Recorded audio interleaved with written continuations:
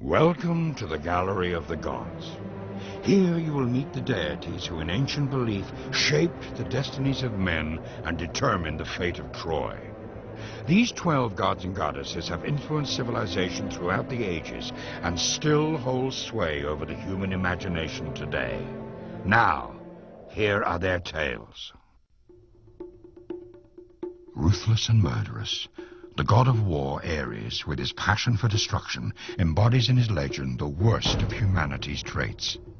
It is said that as he and his consorts, grief, strife, panic and terror, walk the earth in search of devastation and brutality, that a chorus of groans echoes to the heavens.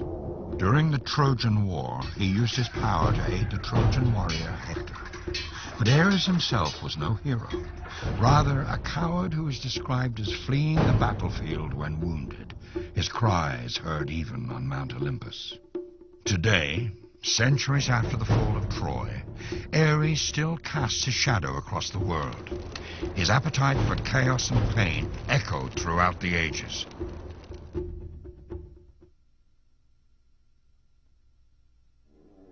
On Mount Olympus, where all other gods are beautiful, only Hephaestus, god of fire, is described as ugly. Legend has it that during a quarrel, Zeus hurled him down to earth, crippling him forever. For what he lacks in appearance, he makes up for in his extraordinary powers, and despite his deformity, or perhaps because of it, he crafted objects of exquisite beauty. From his workshop deep within the earth, this master of fire and forge crafted the palaces, tools, and armor of the gods and goddesses, such as Zeus's thunderbolt and Athena's armor. In the Trojan War, he fashioned, among other things, new armor for Achilles. And yet, his true value proved not in war, but in peace, as he was also the patron god of artists and craftsmen.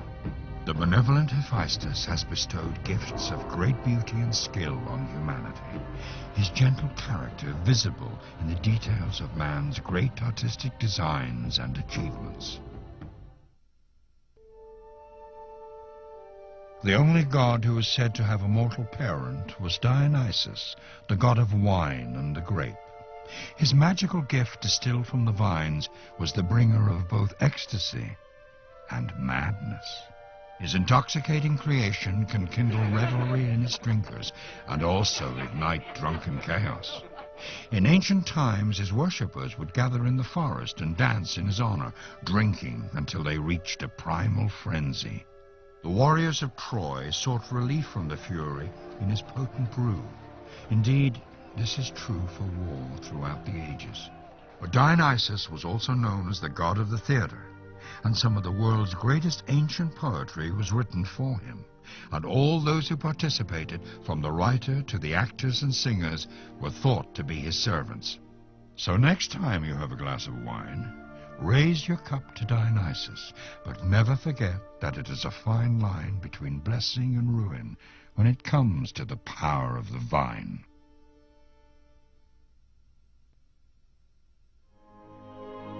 Apollo, god of prophecy, music, and healing, offers his wisdom as a link between gods and man alike. With an intellect as far-reaching as the arrows shot from his silver bow, he is said to be the first god to teach mortals the healing arts, including that of music. It was thought that he helped humans to achieve their full potential with his gifts of enlightenment. During the Trojan War, it was believed that Apollo sided with and aided the Trojan warrior Hector on the field of battle. As the conflict raged, he was said to have shot fiery arrows down at the Greeks from his chariot in the sky. Centuries later, when man journeyed to the heavens, they fittingly named their mission to the moon Apollo, after the god who inspired mankind to reach for the stars.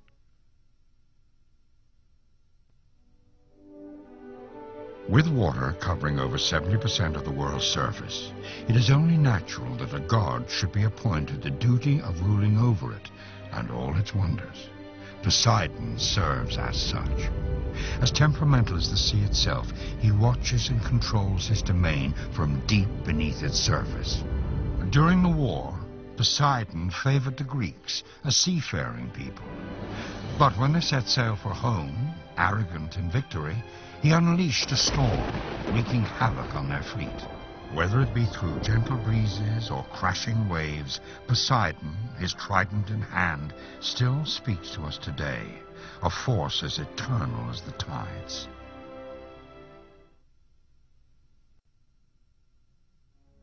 From his throne on Mount Olympus, mighty Zeus ruled over god and man alike, maintaining order and justice in the universe.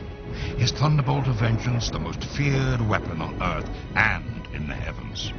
As combat raged at Troy, other gods picked favorites among the warriors, but Zeus refused to take sides, using his golden scales instead to balance the destinies of Troy's heroes. Yet it was he who bestowed upon Paris the fateful task of judging which goddess was the fairest, and as fate would have it, was also the father of Helen.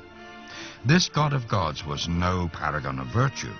The most disloyal of husbands, his pursuit of goddesses and mortal women alike, left a trail of deception, heartbreak, and violence across the ancient world. From the global celebration of the Olympic Games to the awe-inducing temples and monuments erected in his honor, Zeus's legend remains as strong as the god himself.